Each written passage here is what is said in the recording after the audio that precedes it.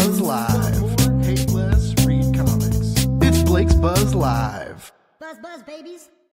What's up, you mother buzzing nerds? Oh, everybody thought I wasn't going to go live today, self included, but why not? Why not, right? You got to do something. Also got some cool stuff happen today that I'm going to, announce or whatever, I guess. I don't know. We'll find out. It's going to be an interesting show. Shout out to Matt Harding, though, because he was like, screw you, Blake. You messed up my schedule. No, he was he was very sorry. No one thought I was going to go live tonight, so Matt went out. But Matt Harding's going to be here next week to talk about a very cool book he's got out, which is great. We got some cool guests tonight, though. We're going to have some cool books to talk about. But first, we have to do some advertisements, right? So let's get this go. Oh my God, I'm already messed up. It's Negative Burns not live anymore, and I don't even work there. We don't need to.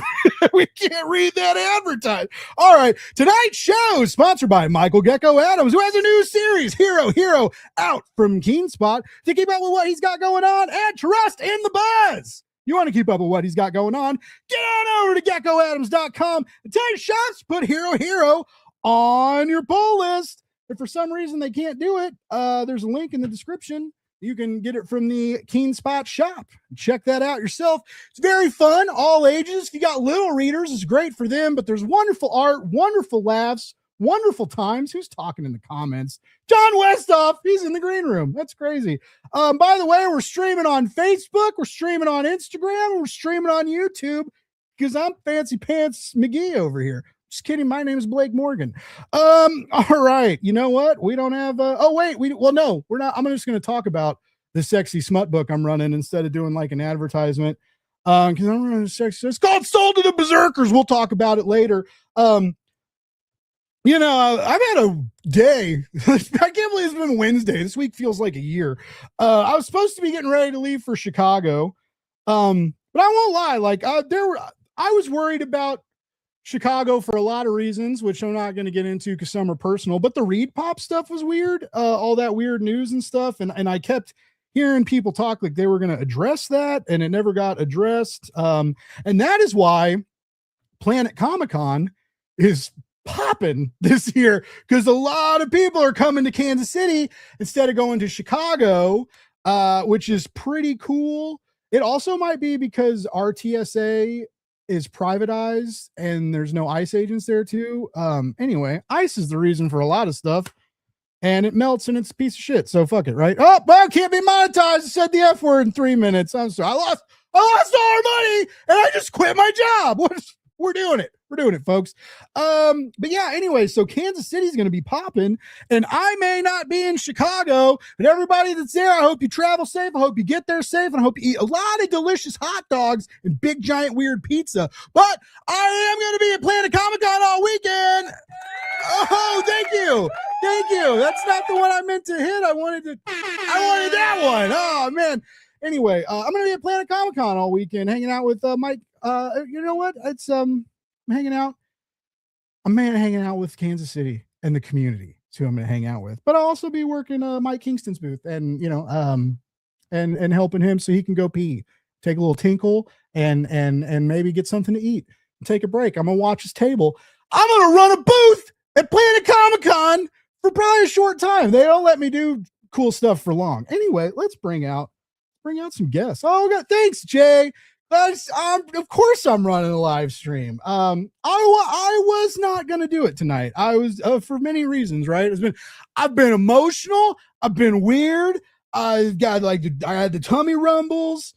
I didn't go live last week, which is another reason why I wanted to do it, because if you skip a week every now and then, it's one thing. You skip that and then you skip another. It's a rolling snowball of skip town, right? And I don't want to turn Blake's Buzz into Skip Town.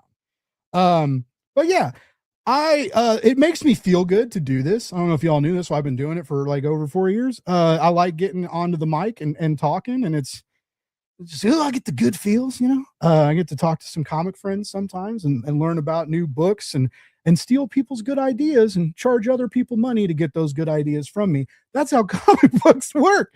Anyway, let's bring out some guests, shall we? Who are these people? All right. This guy, he's good. This guy's good, dude. He's good. He's a good chap. He's got Recon and the Wild Ones, a sci-fi horror one shot. It's on Kickstarter. Let's get him out of here, Mr. Sean Wood. Appreciate it, Blake. Yeah. Let's go. What's up, buddy? I'm good. Awesome. I'm seeing the hot dog hat. I'm loving it. This was thanks for bringing it up, Sean. I bought this for C2E2. Oh, nice. Because it was going to be the deal of like find the guy in the hot dog hat and get Comic the Magazine from him, right? That's not going to happen. But at Kansas City Planet Comic-Con, if anybody's listening, you can find the guy in a hot dog hat and get a fucking hug. I don't know, handshake, picture, whatever. I'll stick the camera in your face and ask weird questions. Not weird. We're not trying to get canceled here. Anyway, comic related weird. Yeah, yes, exactly. How's life? How's it feeling? You got 8 days left in the campaign. You broke 100 backers. You got coming up on 2,400. How are you feeling as a comic book creator these days? Hit you with the hard question. Yeah, no, I'm good. I mean, it's a little slower than I expected for this time frame, but I mean, it's definitely been rolling the last couple of days. I think we've hit like close to 20, 25 backers in the last 2 days. When we had like a couple days before that, it was like nothing. It was dead. That's always a hard point, but yeah, we're trucking along now, and we're gonna keep on going to the finish line, right? Hell yeah, you are, and you're gonna fun. Well, I was gonna say because you did my show, but I'm not that cocky. Though for a long time, I did have like 100% running streak, but because I met cool people and talked to like people that have been on Kickstarter for a long time, right? But like for a long time, I had like everybody who like had funded on the show. But even then, like I've had guys that you thought like they're like, oh my holy shit, like I thought they would fund, right? And then so it can happen. It can happen to anybody. Oh, is that BJ? Is that Comics Are Dope? BJ in the house? What's up? Let's go, dude. Hope you're doing well. Always good to see you. And then Sean, you got some praise in the chat. JD says you've always been working hard. Glad to see him continue his journey. Same. I feel that. Speaking of a hardworking man doing a comic book journey, I'm just gonna bring him out real quick. This right here, he's taken over Kickstarter. Now he's taken over the direct market. He's a damn fine letterer, and he owns. Oh shit! What is your? Oh no! Oh, what is your? Fuck! Whoa! Here we go! It's the owner of Part-Time Comics, Mr. John Westhoff. Wow! He got there eventually. I always gotta flub one. I always gotta. You call me JD Flubber Pants because I always. It's all right. We're not very memorable. One of these. How you doing, John? A stupid name for a stupid thing by stupid people. It's not really part-time comics anymore. It's full-time, isn't it? Does it? Sure seems like it. Judging by all these boxes. I know that's crazy. Now you've had a cool journey yourself. The journey being the key word, right? You did a lot of stuff on Kickstarter. I've watched you. Back when Kevin and Will used to do the Midnight Hour. Yeah. Which, spoiler alert, I'm running Will's new campaign. Well, I'm running PR. Will's got a whole fucking team. He's ridiculous. I love him. But I'm pushing their launch party. I'm pushing to bring back the Midnight Hour for the thing to just I think it'd be amazing. Anyway, but I met you when the world started taking a turn south. Right when they quit. Yeah, that's when comics. Diamond was running great when that show was going. Right.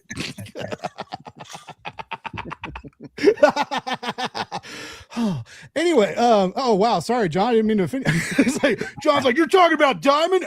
My nose.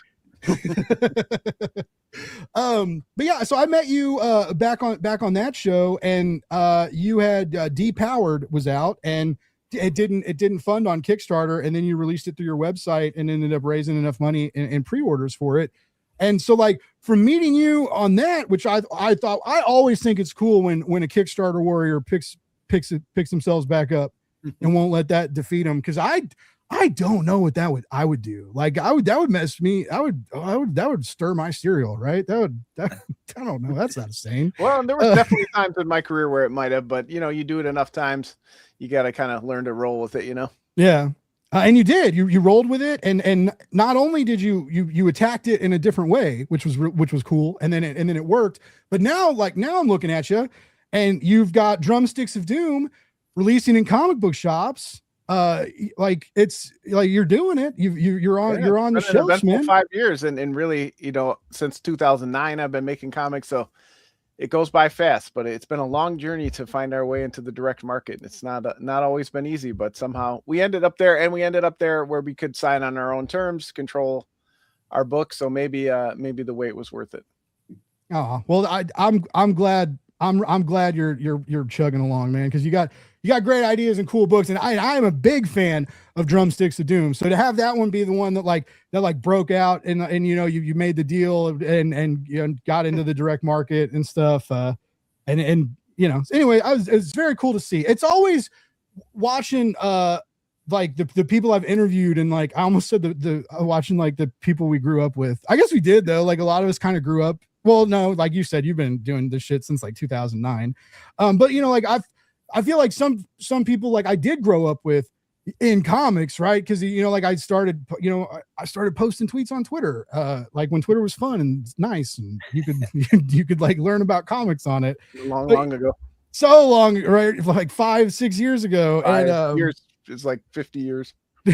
All the changes. We've had distributors go out of business that we thought never would. Social media's crashed that we thought never would. Yeah, right. It's things are crazy. Oh, it's Gabe Yoakum in the house. That's one day, Mrs. I'm still here. It's all comics, man. It's the world's too small for us not to bump into each other somehow, some way. I just feel like we need to break out into a Disney song right there, but I just don't have it in me. You got John posted a link. You got the new we'll bring up your I'm glad you did that, because I was going to ask you to send that. So can you send that in the private chat too, so I can bring up the campaign page? Hell yeah. All right. So it's not solid, Gareth. That's the point of the sane. Oh my God. I buy your books. Nobody listens. I'm just kidding. Thank you. I appreciate the validation always. All right, so let me copy and paste this little linky poo here and get that posted over here so we can share some Kickstarter pages. But yeah, so I always get accused of this, not accused, it's a justifiably factual statement that I don't always talk about the topics that my thumbnails say we're going to talk about. And that's fine. That's fine, because we're here to entertain, not to inform, sort of. Maybe one day we'll get there. But I do want to bring up the wet cereal in the room. That is, I quit my job. I quit a job. It was a big job though. It was a big job. And probably would have got a lot bigger. And we could spiral live on the air, but we're not going to do that. but there was cool stuff happening, and I did this before. At Metal Ninja Studios, I was running a whole design studio, and the way I got into comics, guys, was like, yeah, I'll figure that out. Yeah, I'll do that. Oh, yep, okay, I get designer money now. People pay me to design stuff, and I've been using Canva. People like make fun of me. They're like, I can't believe you like do stuff for clients on Canva. I just got like Photoshop, and I'm like, well, anyway, like all this stuff started, like I used to make like kind of neat social media. I have no formal training in anything other than like looking at stuff that I think looks cool. So, and it's just like all this stuff started happening, but and this is kind of Lori's fault. Lori and my old boss, Adam Freeman, because they were like, oh yeah, you just set up the Kickstarter page. And it was like there was a time in a campaign where, well, I was just cruising along, and then I was like, all right, well, it's time to get the graphics and stuff for the campaign. And we talked to the creator, and they were like, oh, I don't know how to do that. And then, so like, the first time I made like a full set of Kickstarter graphics, like the 3x2s, product images, everything, right? Wrote the campaign copy, all that stuff, was like days before a pretty big campaign went live. And so like, I said, yes, I'll figure that out. And that's how I got here. And I know I'm talking a lot. We got Oh, yeah, it was K-pop. By the way, a lot of these people have great YouTube channels. K-pop's one of them. You should check her out. Kevin Rodatelli in the house. Excuse me. Kevin took the voice out of me. He took my breath away. That's what people say. They don't say they took the voice out of me. I got it with the cereal stirring, but the took the voice out of me, lost it. Kevin, I bragged today because I added up the last like 10 months of Kickstarters I've worked, which is about 8 or 9 campaigns. One of them was on Zoop. And I've helped raise $306,000. Kevin raised like $306,000 on Kickstarter in like 5 minutes. They did the SWAT cats, which I think capped at like 2 million or I don't know, man. Wow. That was bananas, dude. That was so cool to see. I love you. That's good people. He writes crazy comics, and then he just kind of started working in comics and took them over, which was pretty cool. Shout out to Cole. You did miss the hot dog talk, bud, because I talked about how I was supposed to be eating hot dogs in Chicago. Maybe I didn't talk about that yet. I don't know. There's a hot dog on my head though, so it's always kind of a hot dog talk now. You want me to mail you a hot dog? Yeah, let's go. That'd be sweet. All right. So yeah. Anyway, so I say yes to everything, and that is how I got into comics. That's how I got a job. I was hired as a social media helper, not even a social media manager. Was hired as someone to like help build hype around Kickstarter campaigns through social media, help a guy get followers and, and generate engagement. That's what I was hired for. I said yes. All of a sudden I'm running a design studio and I have final design approval before it goes to clients. Right. And I'm managing a team of designers. I'm managing all these ongoing projects. And I've never done any of this shit before. Okay. One day so you heard the record scratch. I bet you're wondering how I got here. Yeah, right. and eventually I got I had some anxiety issues and I made some mistakes. And so it's, you say all this yes and you take all this on and you don't keep up with it. And so like a good person does and learns from their mistakes, I did not. And that's what just happened again recently. And so, yeah, that's why I had to leave. I had to leave that job. I put myself into a situation that I wasn't sure I could get out of, and it was like escalating, right? There wasn't, it wouldn't be like, oh, if we get through this week, it'll calm down. It never calms down. It never there's always like more deadlines, especially if you work if there's a magazine next month, there's another magazine. Right. So things happen. And that's what I kind of wanted to talk about tonight, because this is what I struggle with. And I gave someone bad advice on Facebook the other night. I said, someone was talking about how to get into comics and I left a comment and I was like, there's a lot of jobs in comics you can get that have nothing to do with writing or even editing or art. I guess graphic design does a little, but not in the same sense as like an artist drawing interior pages and covers. And so there's all these jobs and especially production and fun jobs, right? Jobs that like send you to California to go to Comics Pro, jobs that would almost send you to Chicago, right? So there's cool things you can do in comics, but I said to this guy, I was like, if you're looking outside of the art and writing and creating, there's a lot of stuff you can do. And my advice is to, when someone asks you to do something, even if you don't know how to do it, say yes and figure it out. And I realized that though that got me far, I did not know how to shut it off. Right. I didn't know how to stop the snowball from rolling. I was scared. I'm sure you guys know this. You're scared to say no. You get tapped out and someone offers you something cool and do you say no or what if they never ask again, right. And so I still have that fear. And even with the decisions I've made recently. Right. But what's your guys's experience been? Cause this is is a competitive.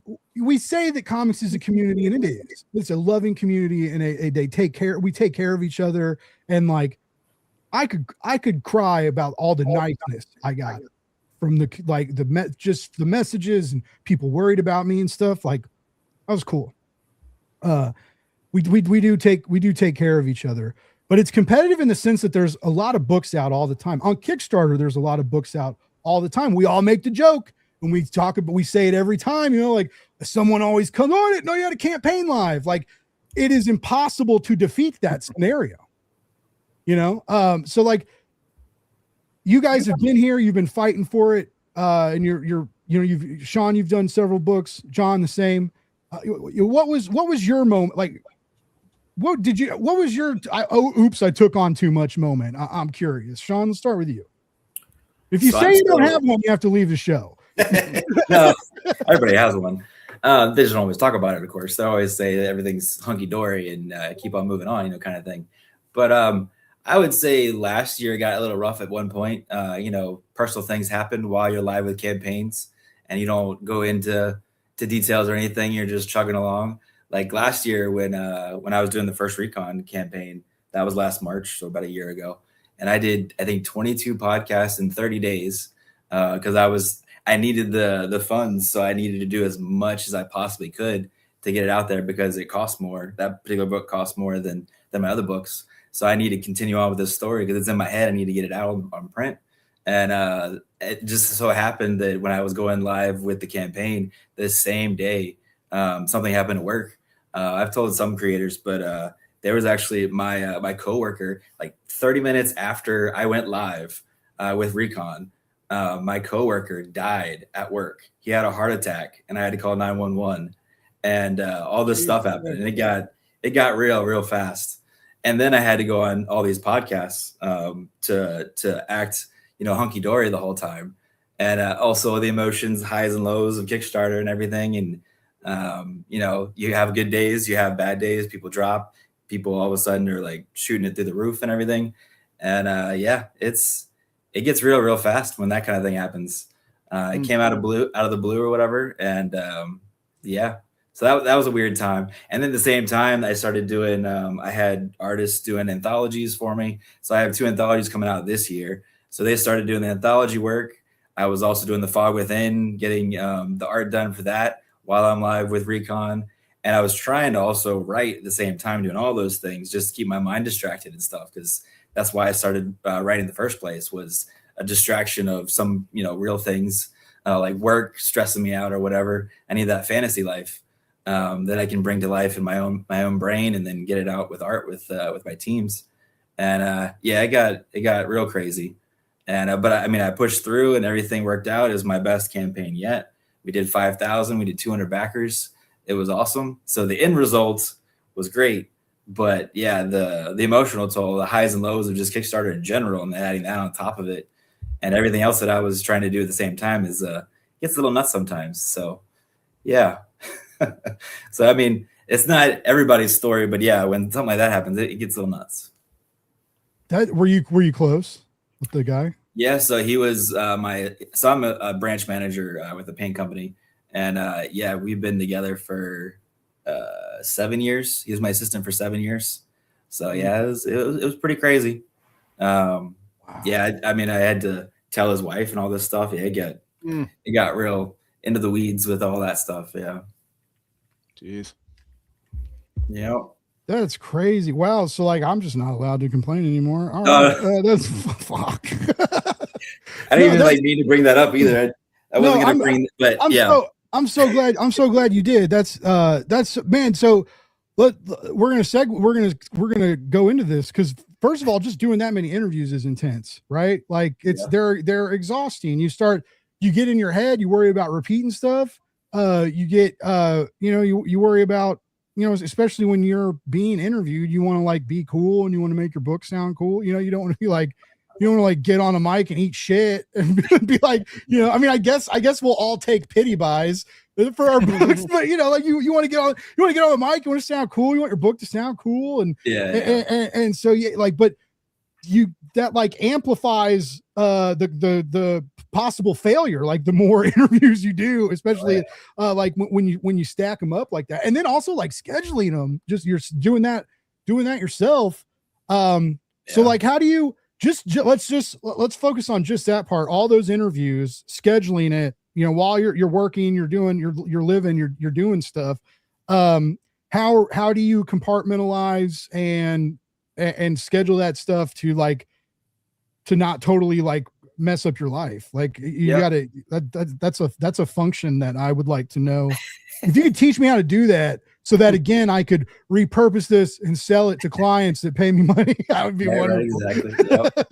Well, I mean, one of the big things, like I think you posted today or yesterday, just saying, making notes, checking off lists. I mean, just doing one small thing at a time, knowing I have to do all these things eventually, but also adds time. So we did the art and everything for Recon, and it was done by the end of December of last year. And so I had a couple of months to prepare for this campaign, to put it out there for like, I don't know, John saw it. He commented before, like 2 or 3 months, like constantly every day talking about it in different ways. And so like every day I had something I needed to get accomplished, something small, sometimes something big, doing the Kickstarter campaign, like putting it together at night while I'm with my wife, you know, and everything. And then during the day while I'm doing my work, my day job, I'm thinking about what things I need to do that night, or send an email at lunch, or, you know, whatever.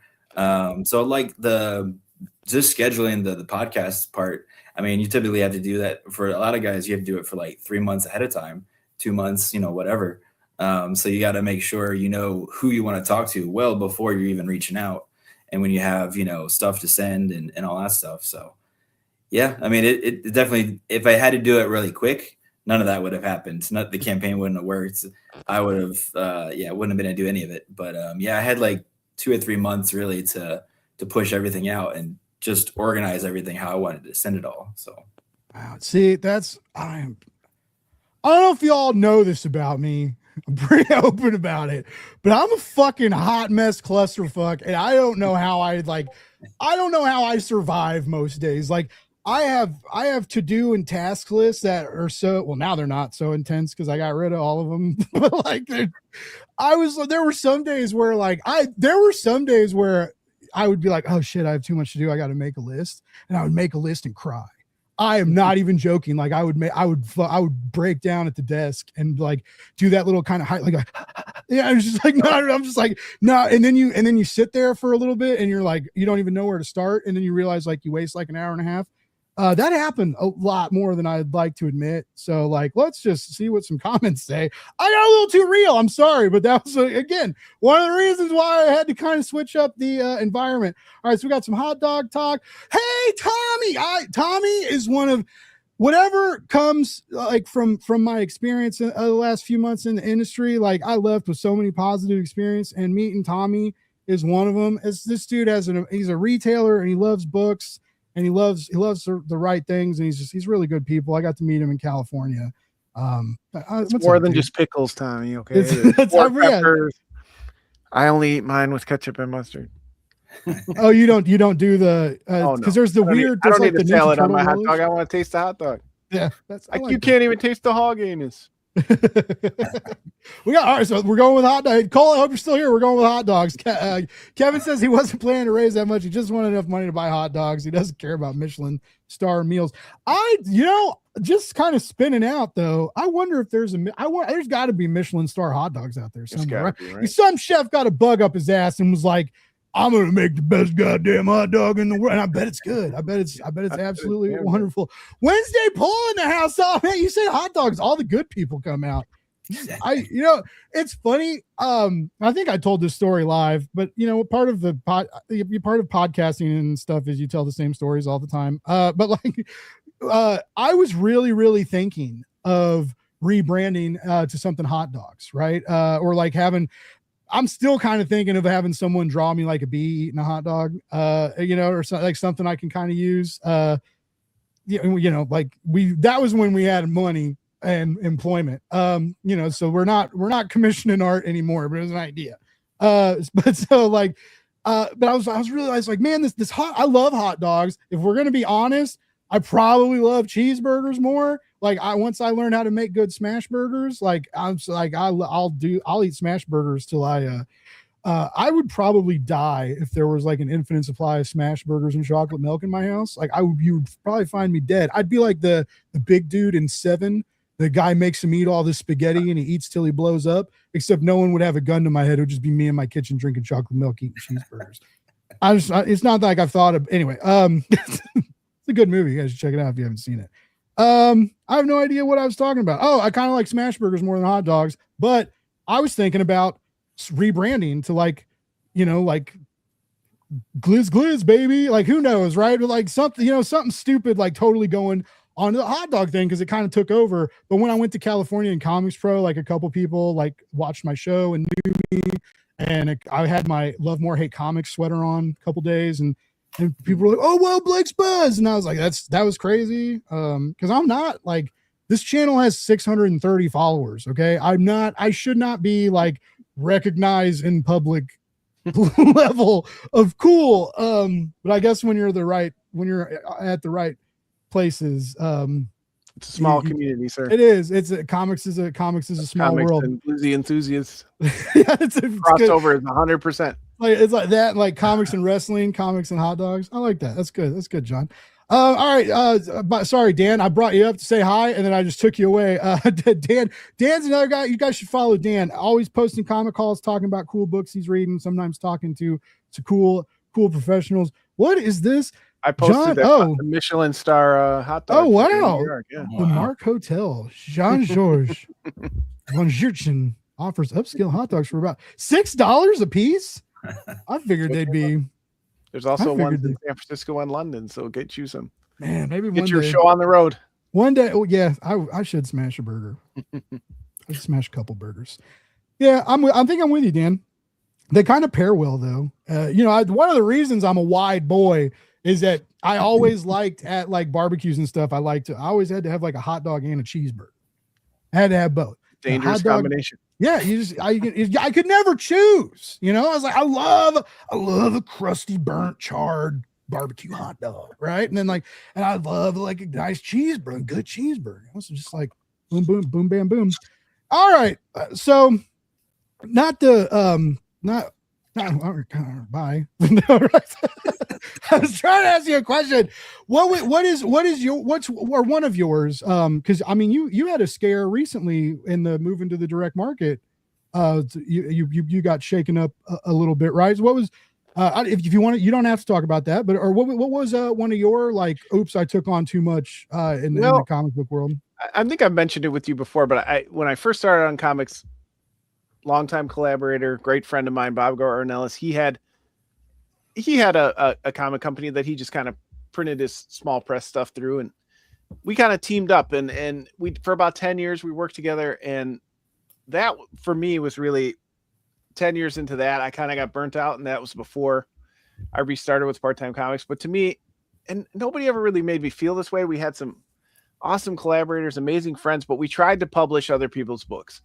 And if you really want to burn yourself out in this industry, that's what I would recommend for you, because, and again, my most of them were friends and none of them put pressure on us, but I just felt like every time I would launch a book and we would only sell, 16 copies of their book, or I would go to a convention and we wouldn't move any product. Like, I felt that pressure on myself because I wanted them to succeed. I wanted to come back to them and say, oh, we had 300 backers and, you're getting all this money. And it just, it just wore on me after a while, and it ended up with me quitting for a while. But I also have a somewhat similar story to Sean's. What my first published book when I decided to be a publisher was an anthology, and it was a great experience. But my mother-in-law passed away right as the book was coming out, right before my son was born. And that was a moment where I was like, you got to focus on family and why am I doing this? But you know what? I also utilize that to say, this is something positive for the community. This is something I want to do. No one in the community put pressure on me. I was the one who was supposed to be putting it together, mailing it out. I could have been delayed it. But I utilized that to say, okay, you know what? This unfortunate thing has happened, but if I can kind of get through that, I think I can survive kind of the ups and downs, of the comic industry. But I'm also fortunate in that I don't have to do it for my income, right? So I'm gainfully employed. My wife is gainfully employed. So I get to do this quote unquote part-time, as I name the company later. But I still fall into those pitfall traps. You're right, Blake. It's not a purposely competitive environment. People aren't, not a lot of people, some people are, but by and large, everyone's cheering each other on, but there's certain pressure that's on you. Like, I haven't put out a book in 3 months, or I'm behind on this project I said was going to be out. There's kind of these natural pressures that come with it that make it more than just a hobby, right? Because now you have people giving you money and putting, now I have direct market dates I have to hit that I'm not hitting. So they do creep up once in a while, but I feel like I'm a little better about rolling with them and then putting up the right stops when I say, okay, this is too much. If there's a year I took on too much anthology work and then my books are getting delayed, then I need to kind of put up those barriers. So you do kind of build up some ability to work around it, but you also have to be honest with yourself, right? If it's just that type of environment is not healthy for you, you can't stop, then you do have to do exactly what you did and say, the ultimate barrier is to step away and say, I need something healthier for myself, for a lot of reasons. Yeah. And there's no shame in that. Oh yeah. Well, that's good. You'll That's find good what works for you in the industry. Again, I feel for those who don't have the ability to step away, right? They do this 100% for a living, and it's very tough because you're right. Every time you're not drawing, you're saying, I'm not producing enough. I could be doing another print for that convention, or I could be writing more pages. And it's just kind of always that natural pressure, Yeah. Well, so like, I have to find something. So I have like a month. So like, cause I took a risk of like, it was a dumb risk, but like I get a little bonus if the smut book hits 50K. And so I'm banking on this bonus possibly happening, and that Kickstarter payout, which is like 5 or 6 weeks away. And then I'm like, if this happens, I might be okay for a while. Like, but I'll get like a nice little chunk. Even if I don't I'll still be okay for a second. But yeah, I have family to kind of help. Because I'm a mooch. And so like, I don't own property. So but yeah, that was why I was able to do what I do. And I'm not, fuck it, I'll toot my own horn. I woke up today. It's not really a job offer, but like someone asked me to send them like basically like a resume of my Kickstarter work over the last few months. And they're cool and I like them. I know them. So yeah, that was nice. So that, I was talking to the green room a little bit, and it was, I woke up. I don't know. Like I still am like, should I get an outside industry job for health insurance and stuff? Like that's still like in my mind. But I don't know. Like I woke up today to people being like, "Oh, are you available?" So I was like, "Huh." Here we go again. So, yeah, like, God, all right. So, anyways, we'll see. That's tough. And there's a lot in this world, especially in this industry, right? Chase your dreams, do this. It's not punk rock, to get a corporate job, but the world is also, dissolving on itself and crushing us under its weight. So sometimes it's punk rock to take care of yourself the best way you can. And sometimes that's a 40-hour a week job, and then find your place. So what if you're not in a touring band? If you and your band play once a month or you practice, you're still in a band, you're still making music. And comics is the same way, right? Yeah. You might find it's better for you. Because for me, I know I couldn't step away from my job and feel like I could do this 40 to 60 hours a week and get the fulfillment I get out of it from doing it part-time. And sometimes we get to that point. I don't know you well enough to say that, but don't feel shame in having to crawl back to the the corporate teat. We all kind of do it when life demands it, Yeah. Crawl back to the corporate teat. That's it. Now that you made it sound exciting, let's go. Let's hit up my buddy and be like, give me that progressive referral. The only thing I thought was cool, I have a cousin who just lost her job, and none of my family has like college degrees and stuff. And I have an English writing degree, right? So it's a fucking useless degree, but like, oh my God, my brain just keeps shutting down. You got this is why I wasn't going to go live, because I'm a distracted little hummingbird who's like, thoughts, let's chase them. But my cousin lost her job and she's trying to find work right now. And basically what everyone's finding is like the job market is going back to looking for degrees and certifications and shit that no one has cared about recently, which is interesting because like I've spent many years being like, God, why did I go to college? My sister dropped out of she might have finished her associates. I don't remember. But anyway, it just wasn't. My family also didn't push it with my sister. Like when I grew up, you did go to college. You graduated high school and you went to college, or you were a loser. Like that was, like the good kids go to college. I'm not trying to talk shit, right? That was just what was preached at us from like teachers and parents and our schools and stuff. So like I felt like I had to go to college anyway. So I have a college degree. I have team lead experience. I have project lead experience. I have management experience. I've branding experience. I'm not the best marketer. I will say that, but like I can come up with some good ideas, and I can, if the campaign's not moving, I can help, like there's cover drops and silly stuff, there's tons of stuff you can, I know things to help make movement and engagement. And so I know a little bit about marketing, but anyways, I have I could stack my resume, right? And I could probably get a too good for me white man job, which is interesting. It's like, man, now I'm thinking of that. Maybe I should do that. Maybe I should do anyway. But by the way, Pat Shan popped in. Thank you, man, Pat. Also check out Pat and Space Between, making amazing indie comics all the time. And I believe he's got a Kickstarter going almost every month. He's probably got something cool live going over there. Right, and Punk Rock Chris says none of us are making him feel good about tonight's launch. Drop that link in the comments if you're still out there, buddy. I'll pull it up live. I was on with them earlier. Pull it up. Oh, nice. Let's Chris. I said Chris. Chris isn't here. Chris is in the comments.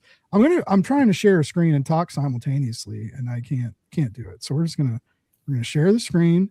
This is all right. Recon and the Wild Ones. All right, Sean. While I bring up your Kickstarter page, pitch us Recon and the Wild One, and because I love the art, but like let the audience know what the book is about. And by the way, folks, if this sounds interesting and the Kickstarter page looks cool that we're about to bring up, there's a link in the show notes. Click it. You go support this comic book, because that's what we're about here. It's supporting any comics. If you don't like it, get the fuck out.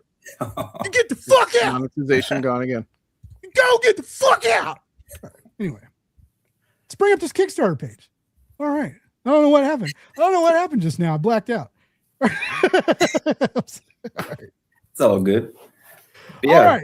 Tell us about it. Yeah, Recon Little One and Recon and the Wild One is the new campaign. Those are the 2 one-shots in this universe. Basically, the easiest pitch for this book is robots versus zombies, and the robot is protecting my daughter, and she is the last girl on Earth with her stuffed bunny. Everyone loves that pitch when I've been doing cons. It's a cute thing, but also it's got that grittiness to it with the zombies. Everybody likes robots versus zombies. It's always a cool, back and forth.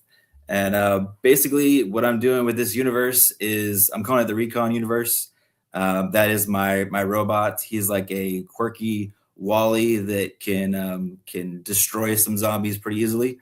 He is the basis of this universe with my daughter and all of the issues, the one shots. There's gonna be different time periods. I'm gonna do 3 different time periods. They're basically 12 years apart for each one, and it's gonna tell a little bit of a different story. The whole idea where I came up with this book was basically I was talking to another creator. I was doing my other series, The Fog Within. I thought that was gonna be the only thing that I was gonna write, and he said, you have to think of another idea. Broaden your horizons. You want to write more. You just got to just think it through. And I've been in Scott Snyder's writing class, and I still am. And he's a great teacher. And he always talks about bringing the emotion to your stories. So I said, I want to do a book about protecting my daughter and what I want to do for her as a father. How can I do that in comic book form? And so it came to be with Recon is me and my son's kind of quirky attitude. Protecting my daughter as a 5-year-old or 6-year-old girl with her stuffed bunny. And the first issue that was her, she is 5 years old with that stuffed bunny. And so that's how I showed the first one. The first one was the robot protecting the girl and trying to make it through, and it's a very emotional story. And then the second one shot is 12 years later. Now she is an adult. She is now considered the wild one. And basically, I know in the future when she becomes an adult or a young adult, that she will actually be the one protecting me in the future when I get older, and how she's going to be a fearless leader, strong and courageous. And she's the one that says, "Dad, watch me," and always jumping from high places and no fear ever, and super strong. So I want to show this issue as that she will be that in the future. And she doesn't necessarily read all the story or look at all the pages because it is a zombie book and she's 5. But what I show her of the book, she loves. And I've got the shirt with her kicking butt against the zombies, and that is her stuffed bunny too. It's a little more torn up in this second issue, just because over time and the apocalypse and everything, your stuffed animals aren't gonna really make it as well as they would nowadays. But yeah, and she's actually talking to the stuffed bunny. It's really the third main character in this one because she's been alone for a little while. Recon is not at the beginning of this book. He comes in a little bit later, and she has no one to talk to. So she has this psychosis thing going on of talking to the bunny. He has this little British accents there proper, and just when she doesn't have the strength, that she doesn't think she's confident about something, the bunny makes her confident in what she's doing, and she just keeps on chugging along, trying to do the mission, try to save Recon basically in this issue, and yeah, it's a lot of fun. And if she doesn't get good grades in school, you tell you're going to write her out of the book. Yep. Oh yeah. Wait to see what happens, kid. By the way, I totally forgot about Chappie until just now, until reading I forgot. That's a great movie. Oh yeah. Yeah, that was really some of the bases. So he's kind of like fit like a Chappie, but like a linebacker. So a little bit bulkier, a little bit bigger, but he kind of has that quirkiness to him. And yeah, he can kick butt like Chappie. He has some like go-go gadget arms is what I call it. He's got a flamethrower, so Chappie doesn't have all that stuff. But yeah, it's still a pretty good comparison for sure. That's awesome. Paperback Dan says Recon's one of the coolest looking indie books he's seen in recent years. Hey, Daddy still hasn't read the first issue. He apologizes. Well, I guess at least you bought it. It sounds like you got it. So that's. Oh yeah. Dan's cool. Been getting my books. Time to read it. You can catch up now, dude. That's one bummer. I'll say like since working like the last 4 years, I never get to read new books. I try one week I'll sit down. I'll be like, when the image, because I still get some press emails and like, I'll be like, I'll read the new Image #1s like when they come in, and it's like, oh nope, don't have time, gotta do. And then like I read all the time, like client books, like if I'm building a Kickstarter page, I read the comic several times looking for art to clip and kind of like getting into a vibe. Like I gotta like kind of read it and absorb it to make the Kickstarter page feel like because like you have to kind of read it. That's the toughest part about being a comic fan is finding time to read the comics. Yeah. I think I read it. I think it was Mike Mignola a few years ago. I remember reading an article where he said, yeah, when you're creating, people always ask me what I'm reading and it's hard to find time. And I was like, oh, he's just an old man. He doesn't know. And then 15 years later, I have a stack. Like it's just like hundreds of comics. And I just keep buying them. I feel so bad, I'm starting to go back and reading like I get Humble Bundles a lot, and I got the digital because I just would not read it. See, I do some. Well, I sort of read it because I also subscribe to like all the services, which I should probably cancel because I'm broke. But like I'm reading the Massive Verse, and I'm finally reading it, and because I remember like reading the first couple issues of Radiant Black, and I was like, okay, it's cool. But it like I don't know, it didn't grab me like everybody else, and I kind of remember like everybody talking about it, and then now there's the new animated the series coming out and of Radiant Black, and so anyway, I got the Massive Verse Humble Bundle for $18, and I've been reading that, and it's like whoa shit. I'm reading Dragon Ball Z still slowly. I'm about to start Invincible again because I finally started watching the show. I've read about 30 issues, but I'd like to finish that. So I'm kind of going back and doing like old stuff that's like done that I can like, but even then, like I'll read, like, it's just, I read a couple and then I get distracted and then something else. I'm trying to read Dungeon Crawler Carl right now. So good. It's so good. I just want to find more time to read it. I love that stupid cat. I love that stupid cat. Oh, it makes me want a cat. I want a cat now. It's impossible though, but you do. I think it's important. You know, you got to try to carve out some time, even if it's 30 minutes a day. But yeah, I have a stack that's about to bury me next to my bed. Yeah, well, yeah. If you don't experience the media, especially as a creator, if you don't experience the medium. But as a marketer, as someone like as someone helping clients and stuff, you got to know what's out there. You got to keep in mind of what's going on. I would like to get one, Pat, but I don't think I have. Coco would like a cat because she's just a big chill, like sweet potato, basically. I just like squishing her. She's like a big marshmallow. She just like lays there. It doesn't anyway. But Bruce is nuts, and I was gonna say he'd probably fling the kid across. Yeah, I don't like, and so like I don't want to bring drama into the house. But anyway, I was like, I know we're supposed to be talking about this book. Sorry, Sean. You guys know me. You risk it coming on this show. We'll get there, but the path is gonna snake. We're on a snake line path from point A to B, and it's interesting. Oh, I got some cool rewards. I like the you've always had cool stickers on your campaign. It helps when you have dope art, right? Yeah, with like the t-shirts and stuff. We got stretch goals. So let's get this funded, folks. Maybe get some cool extra stuff, cover stock. Ooh, an artist edition PDF. Ooh, I saw a post about this the other day about how PDF should be different than the print edition to like encourage, to kind of encourage people to get both in a way too, to make a couple extra bucks, but like to make your, I don't know. What do you guys think? Do you guys think the digital should be different or should it be the same? I don't think so. You want people to get the physical book, but I think it's cool when people do like a deluxe edition or something, fun, like Sean's digital artist edition. That's fun. Yeah. Oh yeah, and I do the deluxe too. So with my deluxe, I try to put a little snippet about why I did this page, what my inspiration was, our collaboration, how we were talking about this particular page, and showing, of course, the pencils, inks, colors, and all that kind of stuff, just to add to it. Digital deluxe, that's always fun for me, and it always makes me think about more details of why I did something, and then I can bring that to the next book too. There you go. Nice. We got Chris Daly, heckler in the audience. Guys should check out Fueled by Weird. It's like, he says, why does Matt Harding look like John Westhoff? I can be whoever you want, baby. Yeah.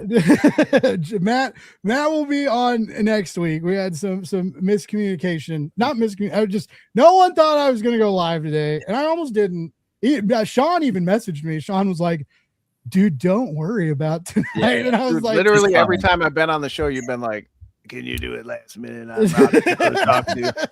And then the one time I scheduled you, like when I had you scheduled that one time with it was you, Winston, and Matta, and like my computer crapped out, and like my road, like the drivers for my Roadcaster, like my fancy mixer and stuff, and like it all like quit working, and like a few minutes before the show, like I would get into StreamYard, everybody's like, I can't hear you. And anyway, I had to like stream from my laptop mic and speak. It was a mess. Anyway, I still feel bad about that. Thanks for bringing that up, John.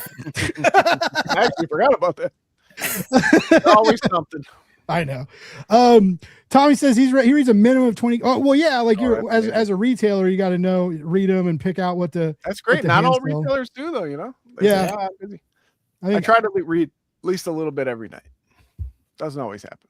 Back matter in the fit. Nice. Well, so that's interesting, Tommy, because it seems that there's a nothing beats. Oh, yeah, that was good. In the camera dying.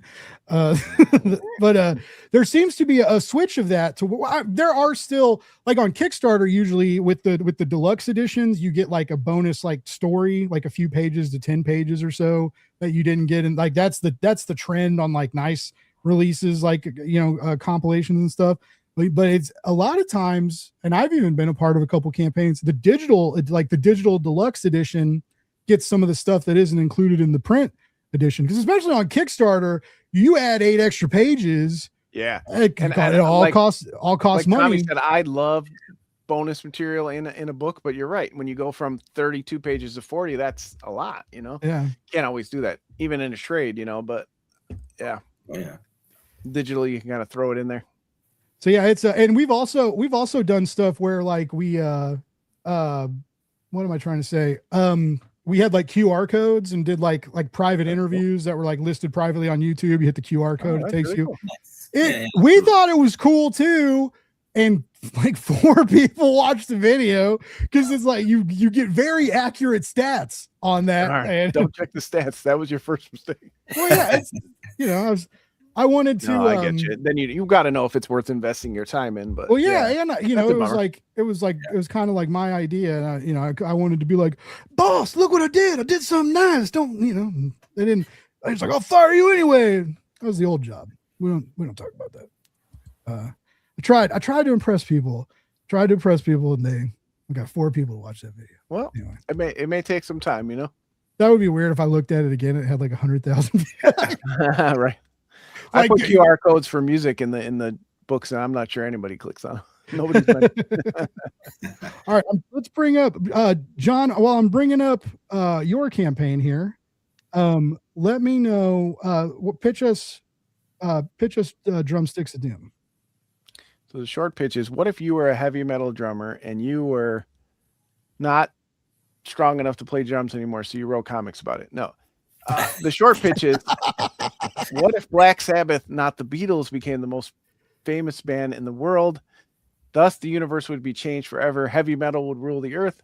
Our main character, Lana, finds a magical pair of drumsticks when she's thrust into a war to keep heavy metal on the top of the charts. It's Drumsticks of Doom. It's our flagship title. It's carries the whole company at this point. We're on the final arc, of course.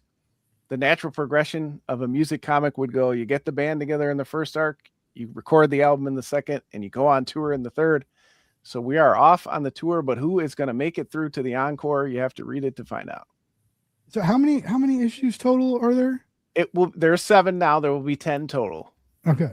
We had a rough estimate of 10 to 12 when we started, and I'm so glad Dan and I were able to, not all books get to spend this much time in the world, and I'm very grateful we're getting to the finale, and we're doing it all at once because we're psychotic and very stupid, and we don't have people like Blake who tell us this is probably a bad idea. So we're just doing it all at once and figuring out, it's nowhere near the funding that we need, but we got retail markets to get the books ready for. We got a Kickstarter, so I didn't want to come on Kickstarter 3 or 4 times this year when we have such a loyal fan base that comes back, almost for each and every book. So why not just give them the option to subscribe to it and get them all this year? That is super interesting, dude, because you are simultaneously in the direct market now. So that is something to consider, that like, because your backers get this early. They're going to get, they're being the mass printings for the direct market are printed differently, right? You get like nicer covers and stuff you get your Kickstarter,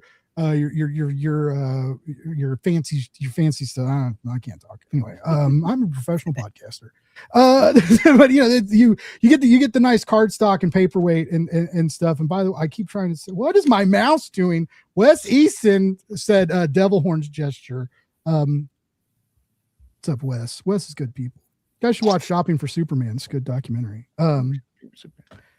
He let us also shout out to Wes. He sent us a link the last day of Comics Pro, and like after the presentations ended, and we loaded it up, and about 20 of us sat in the amphitheater and got to watch it. So that was really, thank you for sending that out. It was cool. That's cool. So yeah, I got to watch it for free, but it's worth paying for or renting or buy the hard copy. You can probably buy it from his web shop or something. Probably buy it from somewhere. I can assume you go, or you probably, I'll send you the torrent if you DM. It's a joke. That was a joke. Calm down.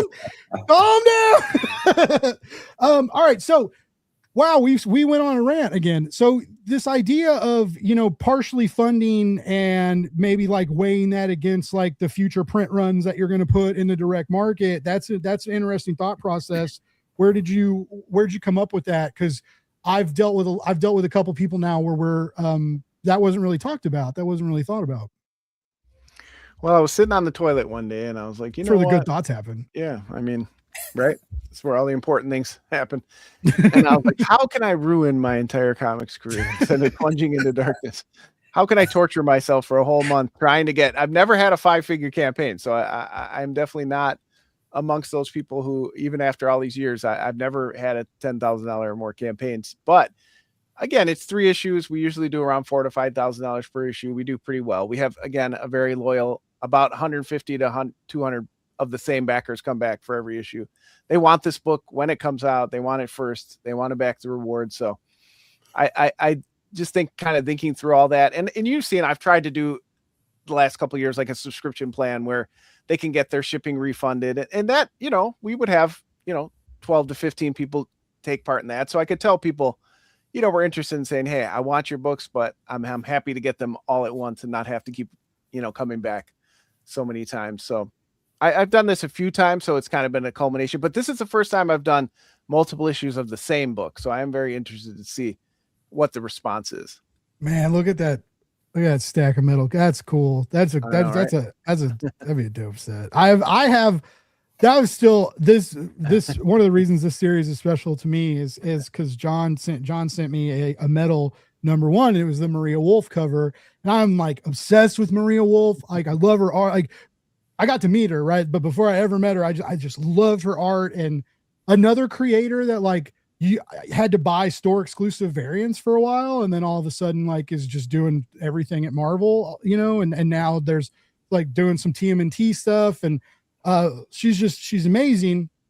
And I got to meet her at Planet Comic-Con, and she had kind of known me because, like, a lot of indie people know me, and she'd heard of me. And anyway, I had Marcus on Naso, who I was supposed to get to meet him this weekend in Chicago. Anyway, but he's friends with her, and I was like, hey man, can you like ask Maria if she'd be cool to do an interview? Because she was like blowing up, and so he kind of did like the intro. Anyway, blah blah blah. I met her, and she has such a cool signature. So she signed the metal cover, and then we had someone take a picture of us, like, at Planet Comic-Con, and she was like, should we get a picture of us howling?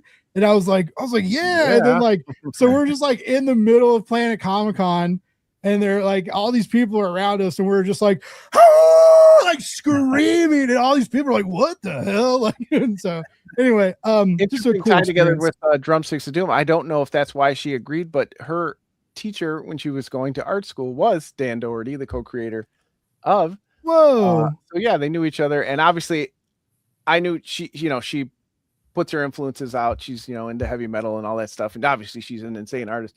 So I was like, you're from Chicago, I'm from Chicago, maybe she'll do it. She was so nice to do it, and obviously she insisted on having Mike Spicer color it. It's just was an amazing start for the series, and it's just one of my favorite things ever. And we actually only have one single metal cover left for this campaign, so we finally ran out of shit. Of those, hey, chat, if you want to buy a metal issue #1 signed by Maria Wolf at Planet Comic-Con, I'll sell it to you for $250 right now. Go, actually, I don't even have mine signed by her. I've met her several times since giving her copies of the book. I keep forgetting to bring mine to get signed.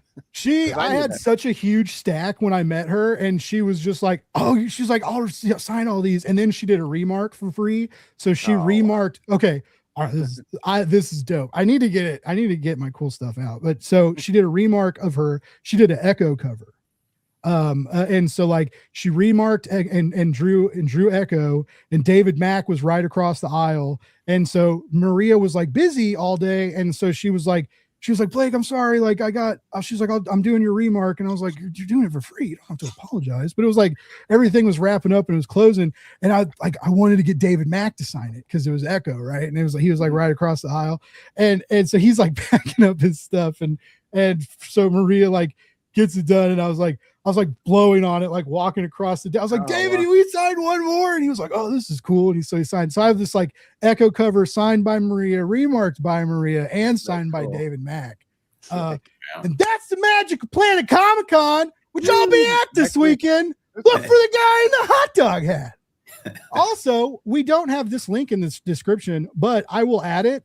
And we do have it in the comments to check out John's Kickstarter. I like these custom Funkos, and you got Lego sets now too, or Lego figures. Yeah, that's our base playing werewolf. We made some Legos. Those went fast, unfortunately. If you really were following, yeah, we my daughter and I painted the custom pops of little Lana there. Those went fast, but that's cool. This is still my favorite thing. I've always been kind of hesitant about like the tchotchkes and stuff, but it's just so funny to see what people are excited about, and you got to have some fun with it. So yeah, they want them. It's still, there are some people who are like, I don't give a shit about the bookmarks and the stickers and the postcards. I get it, whatever. But like, there are a lot of people still that go to Kickstarter because they want a higher quality print book. They want to support the creator, of course. They like the community, but people like the knickknacks. They like the weird shit. They like, I mean, that's why, like, how many of these 8-legged freaks have you sold? Not enough, I'll tell you that much. But I was hoping you were going to be like more than I thought. Hundreds. I had my kids sewing them in the basement. I wish they would have been cheaper to make. Damn kids can't even sew. No, but it's been fun. Like the stuff I try to make, I want it to be like part of the book, or in this case, my at the time 9-year-old daughter co-created Argyle the Arachnigator, and I don't just want to put it out just to kind of drum up money, but if it's a fun thing and something that I'll remember. I try to do stuff like that. And the metal covers, like, I thought those were the dumbest thing ever until I was walking past Brian Polito's table for Lady Death. Yeah, and I picked one up and I'm like, this is cool. I have a metal comic. I should have metal covers. Yeah. Like, how fucking cool is this? And sure enough, when they come in the mail, you're like, this is the coolest thing ever. They're cool. And what's crazy is they're not as expensive as you think they are. No, they're not. From a production standpoint. It's way more feasible for me. We've been pricing foil shit, and and especially like if you get like a foil cover and like white spot gloss it, which is basically where you'll mask a figure that won't be foil and it'll be glossy and the foil will be behind it for, I'm not trying to mansplain to Sean and John. I'm just talking to people that might not know what that is out in the real world, but it's expensive as fuck, even for a print, for like a 5x7 print. Comic covers are even more expensive. Not every printer does them anymore, so you got to kind of go where you can and take the prices, like what they say. You can make metal covers and sell them for like, you could buy metal covers and sell them for like 40 to 60, which is on the low end on Kickstarter, and still make money.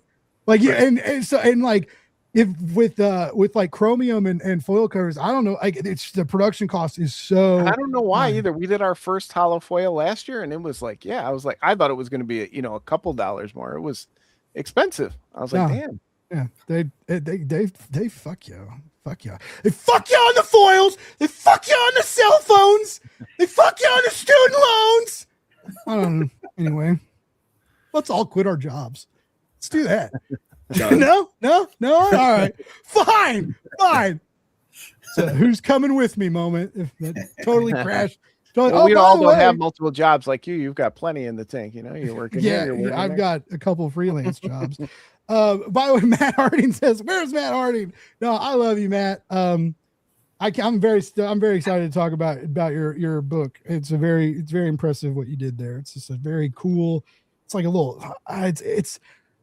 I don't want to call it a zine. It's more than a zine, but it's like ash can sized, and it looks handcrafted. It looks like he drew every page and assembled it together, like just for you at home. And it's got these really cool like vellum overlays on the front and back cover that are anyway. It's a very, very awesome book, and we'll be talking about that next week. But yeah, right now we're talking about Drumsticks of Doom, which is third, like as John said, third arc's available. You can catch up with all that. You can get back issues. You can buy those metal ones. They're running out. There's gonna be a hot commodity. This is in the direct market now. This could very much be on like a top publisher list. We don't know what's gonna happen around Christmas time. We don't know who's gonna be on those top best of lists. Anything could happen, right? Buy those metal covers. Support indie comics. Do what you got to do. It has 15 foil. But yeah, no, I love that you do how you've like brought your family into this and the creation of Argyle, and I just think it's really cool. And I love a good stuffy. I love a good beanie. You're doing the merch. You're just doing all this cool stuff. You brought the drumsticks back. The drumsticks are back this time in glowing in green. We did do a different color, but another thing that I just never thought somebody would want a drumstick signed by me, and they just went like so fast. So I was like, well, we'll do them again with a different color. You got fans, man. Like, even Matt's Drumsticks to Doom is so good. One of a kind book. It's great.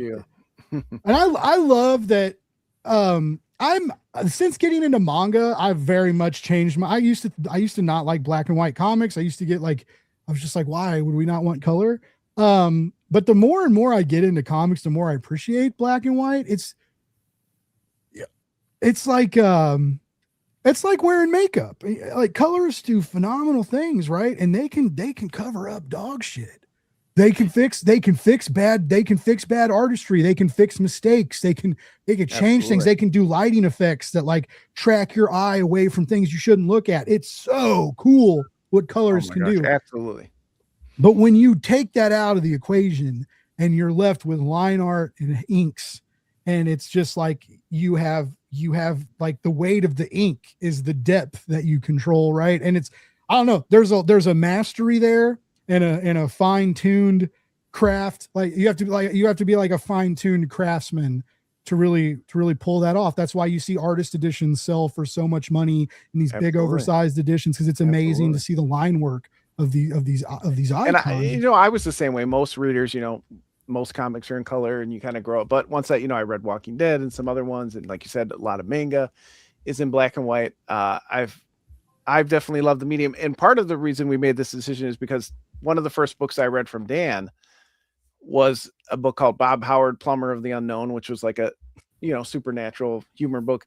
But his art is just so striking in black and white that it's just like reading a book. It's almost like when your mind has to fill in like the sound and the images, it's different. And the same thing in comics, when you have to kind of fill in the color in your mind, it's just a different reading experience. And we talked about it. We've worked with tons of great colorists, Wesley Wong, Mike Spicer, all these people that are just wizards of coloring. And we've talked about maybe doing an edition in the future that's color, but I'm so glad that we made the decision, because I do think it just because it feels like a heavy metal book when it's in black and white, It does have a vibe. Yeah. Like kind of a grungy, like we're going to a gig in like the basement of like a weird seedy bar, like it's just, there's a grit and a grime. Yeah.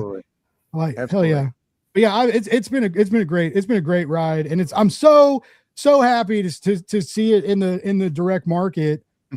What's that been like? I was doing this to you say, I laughed earlier because you were like, start publishing other people's comics, right? That's when comics get scary and heavy and shit gets nuts. And like, that's what we're doing, or that's what Prana is doing. They're direct market aggregators. And I wasn't always involved in that team. Like, I helped make some graphics and edited videos and we did like press releases and shit. But it is a lot when you're taking other people's books and then putting them out there. And we tried to do more than a lot of. I'm not gonna fucking wax these guys' balls after I left. Anyway, sorry, I'm not gonna fucking bring you more. Anyway, I just brought them 2 clients right before I quit. I'm a fucking idiot. I'm so stupid. Anyway, Tommy, Dark Regards by Dave Hill. I'm pulling this up. I have not read it. Have you guys read this? I have not. Not heard of it. The cover's fucking dope. Look at this. I know you shouldn't judge a book by the cover, but that's rad. Yeah. Is it going to show me preview art? Oh, here we go. Oh, yeah. Who's got colors? Sorry, John. Didn't mean to step on your toes. That's a good looking book. Oni Press. I love Oni Press. Oni's that was good, yeah. designed by Winston Gamro. Oh, cool. Oh, is that what Winston does? I didn't really know what he did at Oni. I don't know if he does all their books, but he does a lot. Matt also works at Oni. Nice. Yeah, we have free promotion, Matt. You're welcome. Tommy, I'm gonna have to check this out. Matt, hook your boy up. Send your boy a copy of this book so I can read it. It's been a good worked too experience. I'll hard tell you though. Pay for comics. Oh, sorry, John. I didn't mean to scream over you. I was going to say, as far as working with Massive in the direct market, it's been great. It's been a roller coaster ride, as you could imagine. Everything, that can go wrong will go wrong. And when you have a bunch of people involved, shipping delays, wrong books get there, all kinds of stuff. But no, it's been good. I will say without the support of Kickstarter, it would be an absolute colossal financial disaster. We did very well in the first issue, and like a lot, the drop off to issue 2 was quite a bit. Mm-hmm. But again, we've kind of got things paid for on that end. So it's really just kind of getting this retail market print run out there. And then we hope, we overprinted a little. So I hope that as people pick it up in the shops, maybe other people go back and reorder it. But, it's been good enough. But without, the Kickstarter base with the finances, I probably wouldn't have made it past the first, arc. Wow. But yeah, but Massive has been great. They're super responsive. It's the best way you want to do this, right? They hand you a contract that says, for this much percentage, we will get you in the Lunar catalog. We will promote you. You handle everything else. So it's really, you have total control. But then for some people, maybe that's not what they want, right? They want more help with marketing or design. They don't do any of that. You got to be able to do it all. And they do not suffer any fools. I'll tell you that much too. They expect you to know a bit about final order cutoff dates and, how to get things to distributors. And I'm fortunate that I have tons of friends who've done it. So that helped. But had I not, or had I been new to this, I would have been totally lost, because it's a whole interworking web. And if you delay that web, there's a lot of panicked emails saying, where's the book and what's this? And if you weren't ready for that, but again, I've had other peers along the way always help me. I didn't even know how to make a UPC code when I started this, so it was. I don't know how to do that either. I've heard people talk about it. I've never had. And now to. I can teach you when you do your. Nice. I'll hit you up. I'll hit you up one day, freaking out because I don't know how to do something like. When you do Glizzy the magazine. Yeah, that'll go well. That'll go well. It's been great, and I'm glad. Drumsticks of Doom is a pretty easy pitch to people, so. I did have to, submit it to Massive, and they were interested in that and one other book. But for now, this is the only one with enough issues in the can where I can kind of keep things moving, because they definitely want to have 2 or 3 issues already built up before you start soliciting. Speaking of soliciting, Tommy's out here being a good retailer, reminding people that the trade of dark regards is out, and he's also got. Tommy, I can't remember what your shop's called. I'm sorry if you want to shout it out in the chat. Make someone drive to you, get that 1 in 50 variant. Shout it out. Blood in the ink. More people should do blood in the ink. How come you guys don't do blood in your ink? You should put your kids' blood in the ink. Here, honey. I was thinking about doing alligator blood or something, and something cool like that. But that's crazy. That's awesome. The aggregation deal is interesting to me, because that's one of the reasons why they were doing stuff like they were at Prana, was helping and sourcing out stuff, and kind of being just having, we had hand holding options, right? And it's great. A lot of people need that hand holding process. You'd be surprised. I've met people that can design a whole book in InDesign. And I opened InDesign the other day, and I immediately closed it because I was like, this is stupid and I don't understand it.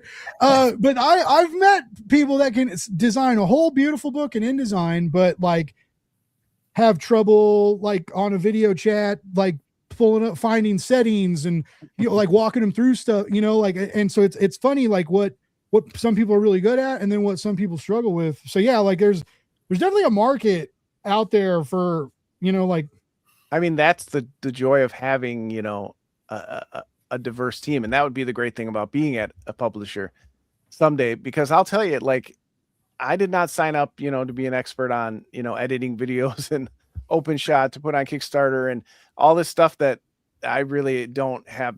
That's not my strength. It's just, I struggle with a lot of that too, like you said, Blake. And so there's definitely value in it, and having somebody like Winston, I could give him a credits page and he knocks it out in 20 minutes and it's the most beautiful thing. And I sit there all day in Photoshop trying to, get the letter to do what I want.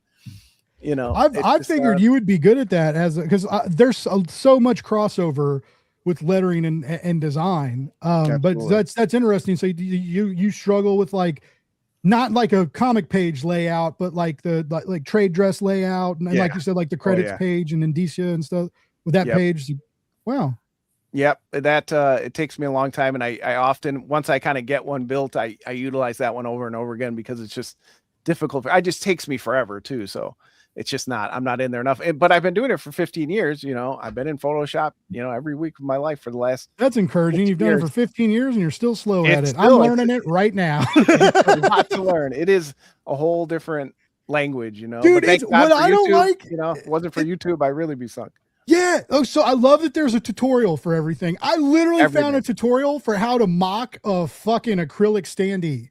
I took a cover and masked the art off of it and then added a stroke and manipulated the stroke to look like plastic. And then I went and found a real acrylic standee and like a high res product picture. And I like cropped the base off and fake put the base on. Anyway, like I made a fucking mock. But even when you like watch the tutorials, it's like you watch a tutorial and you're like, oh, okay. And then like I try to do something and I'm like, wait, fuck, how did I do that? And it's just I keep learning all this new stuff, and then it's like forget you do it a million times over. And again, there's value in that, right? If no human brain can maintain every different thing, that's why it's good to have people that you can reach out to. Like I've said to you before, I can't even make, like you made me the graphic for YouTube. You whip that out in 2 seconds because you're in there and you got it memorized, and I sit in there all day, trying to.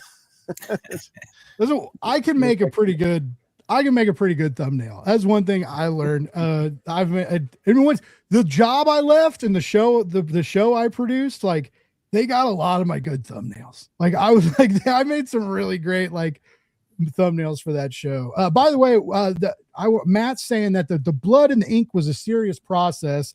I hope I remember this next week because I would like to talk about it. That's interesting. And if you're interested in this blood and the ink variant, Mulligan's Cards and Collectibles in Richmond, Virginia has one. Hey. If you're in the area, you go swing by, tell Tommy Blake sent you. He'll give you $50 off. That was a joke. It was a joke. He will not do that. But tell him Blake sent you. Tell him Blake sent you. And he won't give you a goddamn thing. I love you, Tommy. That's so cool. So yeah, I'm glad that's working out. Because there's been, there's been, since all the aggregators started coming out, there's a few people doing it, helping people get into the direct market.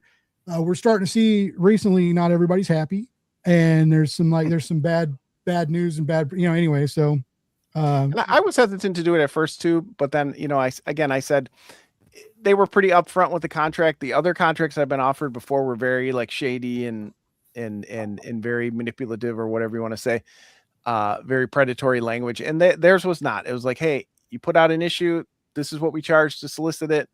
This is what we charge, per issue sold.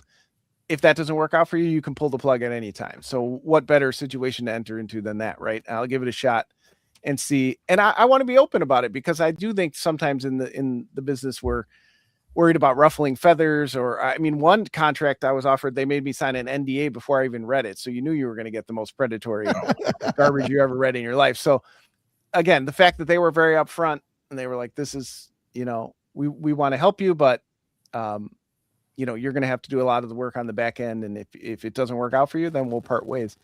Why not give it a chance? And I'm very grateful for it. It probably, it won't make Part-Time Comics a Fortune 500 company, but my hope is that more readers come back to the Kickstarters, get the other books. And, that's what I'm hoping to build with it. And I think if that's the attitude you have going into it, because I definitely learned how small the margins are in comics, right? Every percentage you take off is like huge. So when you're only getting 32% of each book, you have to really move a lot of books to make that worthwhile. And we're doing well. I'm very happy with where the numbers are at, but it wouldn't be enough again to sustain just direct market sales. So we'll definitely still be on Kickstarter for the foreseeable future. I'm just happy. I really like that blend because I think it's all comics. That was one of the things that they talked about at Comics Pro was like the Square Enix people gave their presentation, and it was Morgan. I can't remember Morgan's last name. She's amazing. But like she stood up there and she said, manga are comics, and everybody screamed and roared and everybody felt it and agreed, and I was like, fuck yeah, like it was a cool feeling.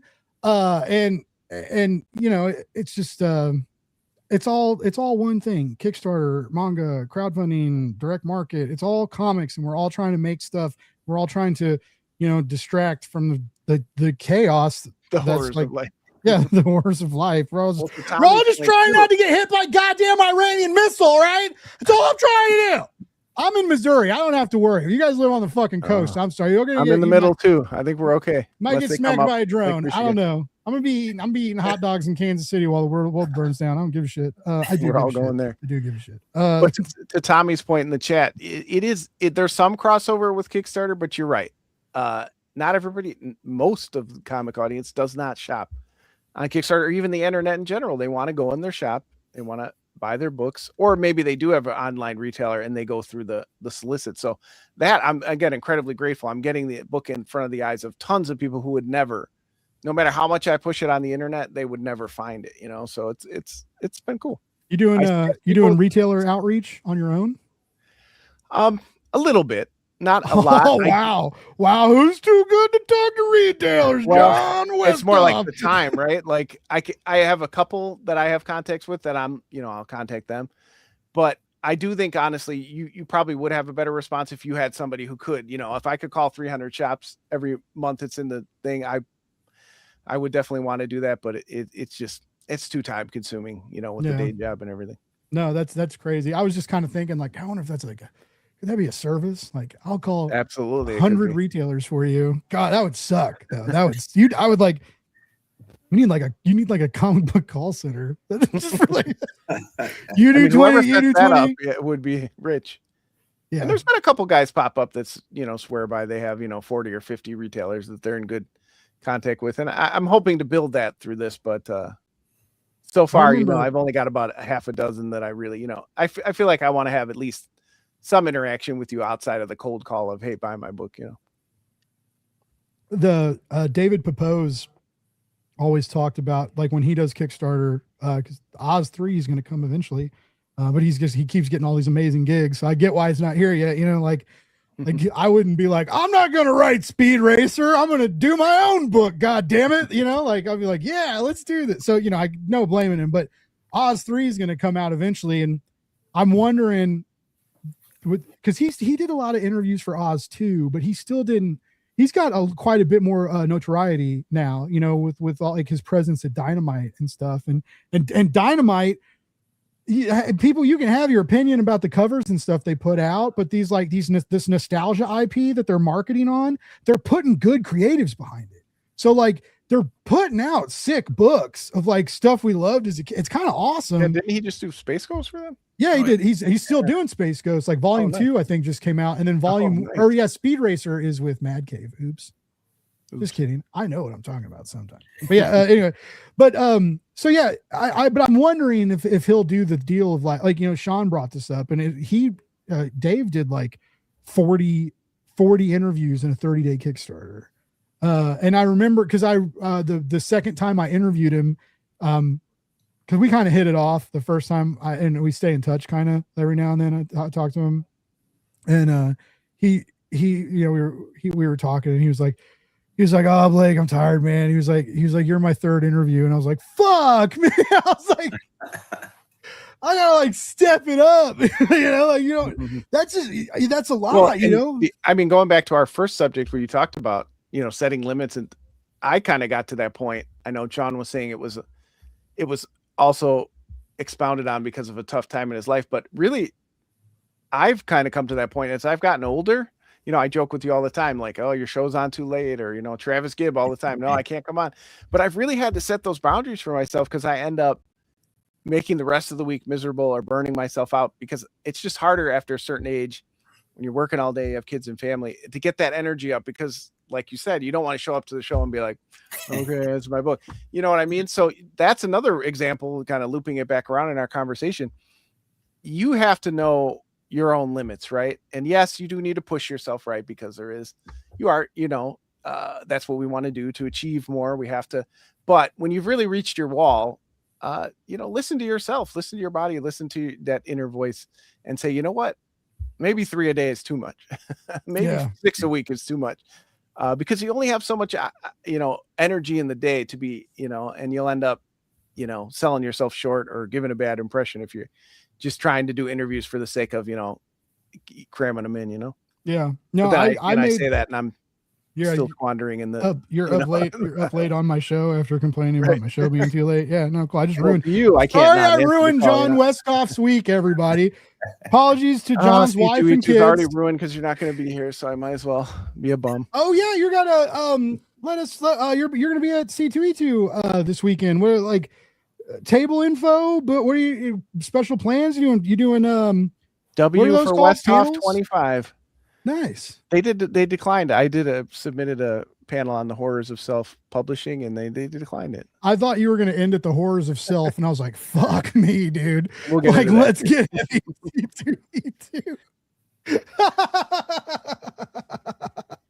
They declined and I did not get invited to any other panels yet, but we'll see if I can sneak one in on the weekend. I just always get excited when we talk about cocaine on my show because I used to have a problem. It always comes up every time. I didn't do it this time. Matt brought it up. Agreed. Don't smoke. I never did crack. I just did blow in the bathroom in high school. It's fine. And way after high school.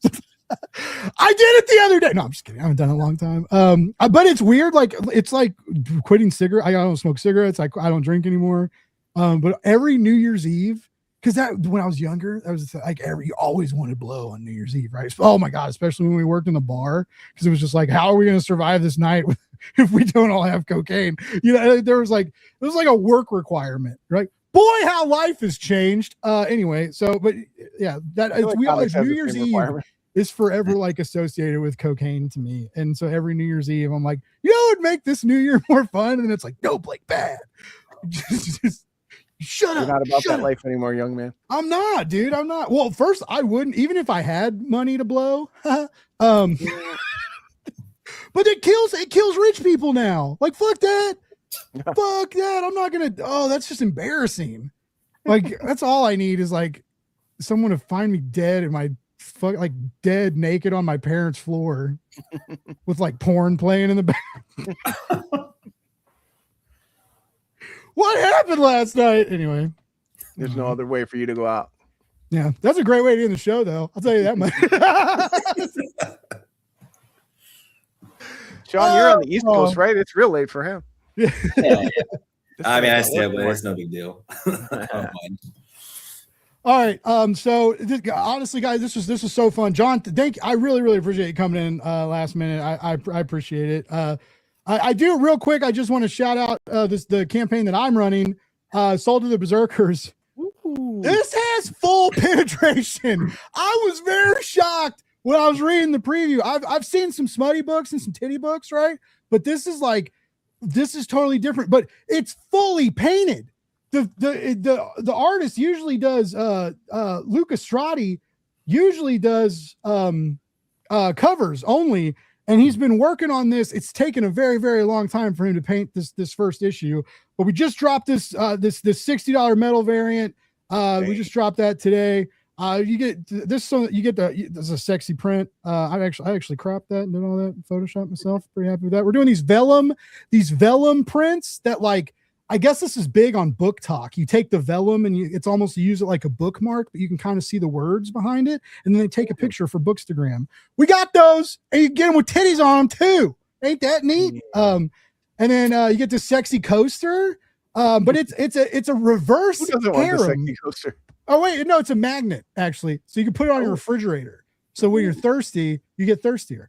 Anyway, it's a reverse harem tale, which is, I guess, woman to dude weirdness. I think that's what I was told, or something like that. But she gets kind of bought from a trader, and it's it's all consensual. Like they all get there. They ask permission and stuff. There's no like, it's not like a, anyway, but she can calm the beast in these two berserk. She has like this power. These two warriors kind of like found her from a witch's prophecy, right? They're fucking werewolves, right? So John, these are werewolves and they fuck, but they don't fuck in wolf form yet. I don't know. Maybe they do one day. I don't know. We didn't have that. But look, but for real, look, Luca's art is ridiculous. This is all hand painted.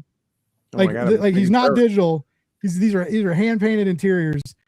So it's very, very, very gorgeous artwork. And then this is where it gets fun. I had to start censoring stuff. and it gets like, we had to censor a lot of stuff sometimes. Like, but there's a lot of fucking, but the writing's really good. It's Elise Savino is the author. She's got this huge Berserker series that's like the Berserkers through different time periods. So this is like the first adaptation. Russell Nohelty helped her adapt the script. So the writing's phenomenal. And the reason this is popping off is because Lee's a best-selling author. She's got this huge audience. They all love it. And so we're actually getting a lot of book people on the Kickstarter that are kind of getting excited for smutty comics, which is pretty dope. Nice. But anyway, we've got safe for work versions, not safe for work versions. This is rad because Stefan Cedric did a cover for it, which is pretty sick, pretty big time. You can get the end. Holy crap! If you get this, these are the other covers, which are great. There's also the Pros edition with some illustrations you can get of Lee's original stuff. By the way, can you tell I just got Photoshop because I'm mocking fucking everything, mocking shit all day. But if you get the box actually comes with a metal version of Stepan's cover and everything. That's like $100. They're hand numbered. We're not limiting them, so they're not going to sell out. But however many get made, we're going to hand number them, cap it off at that, which is pretty cool. And then we're doing some pro stuff that Lee did on Kickstarter. This is pros, but it's her omnibuses, kind of like all her stories together, which is rad. You can get her stuff digitally. This is the new acrylic standee and the metal variant. So yeah, and then I even, we got some new to Kickstarter people on here. So I put through some directions in here to help people. They have to change a tier or change an add-on. We'll show you how you can get that stuff. Here's an example of the vellum. You can kind of see the page through it. That's cool. Yeah, that's I seen a Daredevil artist edition that did that. Oh, nice.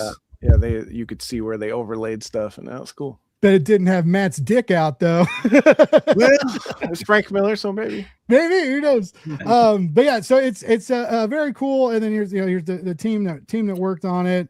All the stuff goes through Laguna Studios. Laguna's done almost 50 campaigns now. They're a fulfillment house. Like you'll get everything. All this fancy, pretty stuff you buy is going to come safe, so you can come safe. Anyway, well, that was weird. That was a lot. Hey, sorry I made a cum joke. So it's late. Sorry. So it's not a kid's show. I don't know if you guys knew this is not a kid's show. I may wear a hot dog hat, but it's not a kid's show. You know what this needs? It needs a fucking propeller on it. Oh. If I had a hot dog hat with a propeller on it, I just probably wouldn't have to quit my job. I feel life probably would have been different. Anyway, the original fidget spinner.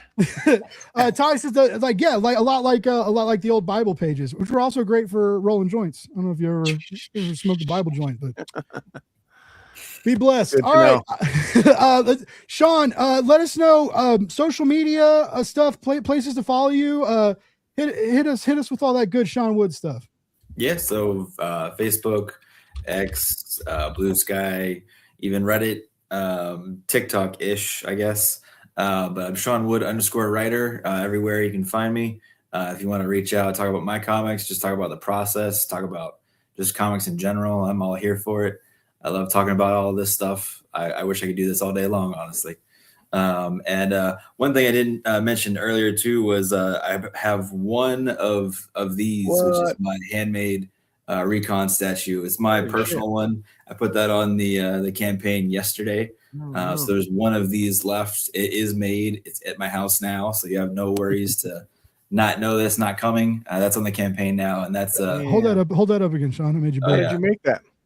So I didn't make it. Actually, somebody, Carissa is one of her friends. Because of course she's it was Carissa. Yeah, exactly.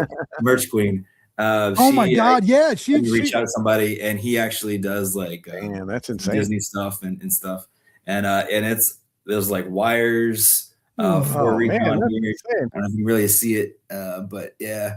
And there's like plastic pieces he added to it for the ears, and metal pieces back here. It's pretty legit. So I would not want to sell that. I'm saying some back Sean's book, he's selling this cool Yeah. stuff.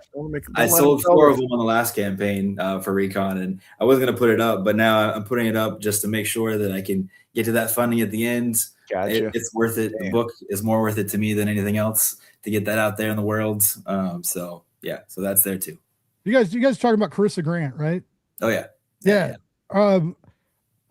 Like she used to have like pillows and all sort of like knitted stuff, like always surprised, and would sell, like her backers would like eat that shit up, would like sell, like it all sold real well for her too. That's cool. Yeah. Merch is important. I really, the merch and the little knick-knack stuff, I know it's a pain in the ass. I know it all comes with a production cost, but it's part of Kickstarter. You don't have to go crazy on it, but it's something you should. But I was definitely, like I said, I was the old man. I hated variant covers. I hate all that shit. And you got to learn to, it's let the backers choose what they want to buy. Let them have fun. You'll have fun with it. Oh yeah. You can't always be the grumpy old man all the time. Sean, you just got one up by Tommy. He's got a buddy with a Madman doll made by Mike Allred's mom. Wow. That is ridiculous. See, my life will just never be that cool. I'll never have something like that neat. Maybe one. I don't know. I guess I'll have my experience and the friends I made along the way, which is priceless. All right, Sean, we kind of interrupted you there. I didn't mean to. Well, you interrupted us with your amazing robot, and I got distracted. But so we got the Kickstarter and social media. So you got a TikTok. I keep thinking about getting on TikTok, but I deleted it because of the rampant the badness. Right? I don't care. Steal my data. I don't care. Like I'm not whatever. But I just didn't want I didn't want like Donald Trump's boot in my mouth the whole time, right? And I heard that the propaganda kind of took over. Long story short, there's always been a really, really cool, engaging, and kind comic book community on TikTok. Is that still around? I mean, I don't put a lot. That's why I barely said the TikTok thing. I'm just still promoting just like I do everything else. I don't do any of the live videos or anything like that. But I mean, I do get a good amount of comments. I don't know if it really translates towards the Kickstarter and everything like that, but it's still another way to engage and get it out there. So I'm all for every avenue I could possibly do, especially on the cheap. So, nice. Well, and it's free to make your own. Well, basically free to make your own content and post it on social media. Tommy says it's still around, so maybe we should all think about getting back on TikTok. He scrolls TikTok a lot, and it's very positive. Cool, awesome. Goddamn liberal news media tricked me again. Well, it's still, it's not quite successful that Twitter is, but it doesn't mean it's not going to get there. Yeah. Well, that's cool.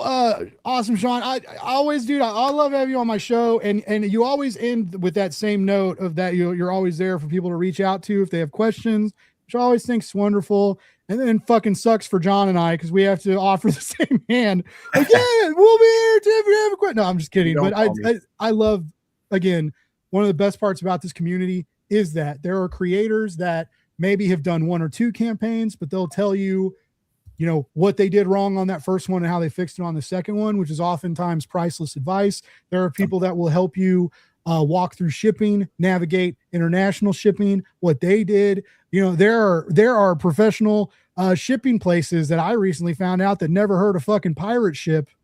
Okay. And I saved someone a lot of money because I found out about pirate ship and their simple export rate. So, anyway, there's a great community, and I really encourage anybody, if you're thinking about doing your first campaign, or if you're doing your first campaign and you're worried or you have just reach out, talk to some people. You see a cool comic on Kickstarter, like hit them up. First, tell them their comic book looks cool. See if they want to cross promote, but lead with that though. Like, hey, your comic looks really cool. Don't just blind message someone and be like, back my book, be personal about it. But there's a community that will help you, long story short. And I'm one of them. I've made jokes tonight about, stealing ideas and charging people for them. And I will sure as fuck do that. But I will if you have questions, I will help you. if your questions turn into an hour and a half conversation, we're eventually gonna have to shut it down and talk about like something else. But I like a few questions. You know, I've hopped on calls before. You know, I'm always happy to help comics get made one way or another, because I don't often feel like a smart guy, but I've done a lot in this industry in the last 5 years, and especially in the last couple along the lines of like production and like making books. So anyways, offer stands. Just if you reach out, subscribe to my YouTube. That's all I ask. And stay subscribed. Don't just like do it and then I talk to you and you unsubscribe like a prick. No, I'm just kidding. I'll take it. It's subscribe and unsubscribe. Do it 5 times. I don't care. John, what hit us up with your social medias and stuff like that. And I also you just did a Substack live stream tonight. I want real like what's that like, and is that worth sniffing around in? I am Part-Time Comics on all the social medias except for I finally abandoned Twitter. We used to do well on there, but it's not the same. But yeah, I do post on TikTok. I still enjoy social media. I'm one of the weirdos who still does. So please, like Blake said, people helped me along the way. I'm always happy to help people. Never be hesitant to reach out. Like Blake said, I might not be able to talk to you for 2-3 hours, but I can at least point you in the right direction. But yeah, the Substack really moved over because I needed a mailing list, but I've been doing more lives there. It's like a mailing list plus, so you can like engage your audience directly. So I think it's been great. That's been one of the best things that we found in the last year in this difficult time to really get the message out there. Substack it's been pretty good. Mailing lists are very, very, very, very, very, say it one more time, very important. It is ridiculous what a good mailing list can do. Like what one email blast, and then you watch a Kickstarter page and it goes up a few $100, or a pre-launch page, like Laguna's mailing list. Every time we set up a pre-launch page, Lori sends out an email blast, and I swear to God, it's like a second later. It's not a second, it's usually like the next day, but we're at 100 followers. And sometimes I've been on campaigns where you got to fucking fight for 100 pre-launch followers, man. Absolutely. Every time I fight for 100. Yeah. So it's having that mailing list, like it really, really helps. And Substack curates that into a easily manageable form. If you're on Substack and decide to leave one day, you can export that mailing list. Or even if you wanted to use MailChimp for some reason because you like spending too much money, you could like go do that. MailChimp is cool. They just keep raising their prices. They're like the Netflix of email campaigns, so they're allowed to. Matt says we're great. He wants to be better. We already are. I thought maybe I guess not. Anyway, thanks, Matt. Yeah. So Substack is cool. That's one of the things I want to start doing. We're already halfway through the year. Good God. No, we're not. It's March. I can't add. It's okay. We'll get there one day. But it feels like we're already halfway through. But I want to start doing more on Substack because I noticed a difference when I would do like a weekly post. I would post like something about food, something about I read, and then I would remind people of the show last week and the new show this week. I was a little more schedule-y planning about it. And I definitely noticed an uptick in clicks and show views and views, not necessarily the live views, but like after I got hired, like people would watch it later or go back and watch last week's when I dropped. Anyway, it's a community that's hungry. They like to read. They like the notifications. They like the apps. It's got its own kind of social media, so you can post long form, short form stuff. It's very cool. And it's got a nice little comic book community too. It's different. You got to kind of learn. It's another social media to learn, but it does give you that organic mailing list right off the bat, and it's free. So yeah, I'll check it out. Free. And then where are you at again in C2E2? W25. I'm in Artist Alley for the first time in 10 years. I'm finally back. Couldn't resist it this time. The price keeps going up, but if you want to sling these books, you got to be at the big shows, right? It definitely helps. I just the shows I've gone to from a professional standpoint, and like I haven't even really got to unpack the networking I did in California. I've got like a big bag of like business cards I need to kind of just go through and send emails. Just be like, hey, it's Blake from Cal. I just kind of see what happens. But I gave out a bunch of business cards too. I haven't got any emails. But that's fine. That's fine. But yeah, it's the networking. The networking is a big deal, and I saw it make wave for like, especially like retail, like talking to retailers about like some of the books we were working with, and like friends at Recon Comics. They have a cool book called The Future Is. And you know, they had a round table at Comics Pro, and they handed out some fancy upgraded hardcovers of the first trade, and it, you know, kind of got some retailers into it. And it's the shows are important. I know they're very expensive, and they're hard, you know, traveling and everything else, but you don't have to travel that far. At least you're there. Nope. I'm able to stay. I'm only 30 minutes from Chicago, so it's perfect. Nice. It's my home show, so I'm looking forward to it. I'll let you know how we do. I'll eat a hot dog on your behalf. Oh yeah, everybody in Chicago eat a hot dog for Blake, and then DM me and tell me how it tastes. Well, you enjoy playing at Comic-Con as a free man. Do what you want to do there. Yeah, I will. Yes. Next time, I look forward to the next time you need a guest, and you contact me an hour before the show, and I'll be back on again. You know, you're allowed to reach out and be like, "Hey, Blake, I got a campaign live. If you ever want to come on too." You know? But no, I like keeping you in my back pocket, John Westhoff. You're nice to have back there. I'm here for you. No, I do appreciate it though. I got to get better about scheduling these things. No, dude, we all do, obviously. Well, I mean, I really didn't. I thank you for everybody who tuned in tonight. By the way, we had a nice little crowd. People were leaving comments. Really appreciate it. But a lot of you probably were some of the nice people who reached out to me to make sure I was okay. I was really cool. I'm gonna be okay. I still worry about if I did the right thing or not. You know, the magazine was really cool, and you know, walking away from it feels like one of the dumbest fucking things I've ever done in my life. And I wasn't even like a big part of the team. I just did like social media. I didn't even get to go to the meetings and stuff. They were just like, "All right, Blake, put that on the refrigerator, bud." But I was like, part of it. I was kind of in it. But you know, walking around like in California, like handing out the issue to like famous to us people, like that was rad. So yeah, you guys know me. I love to chase clout. So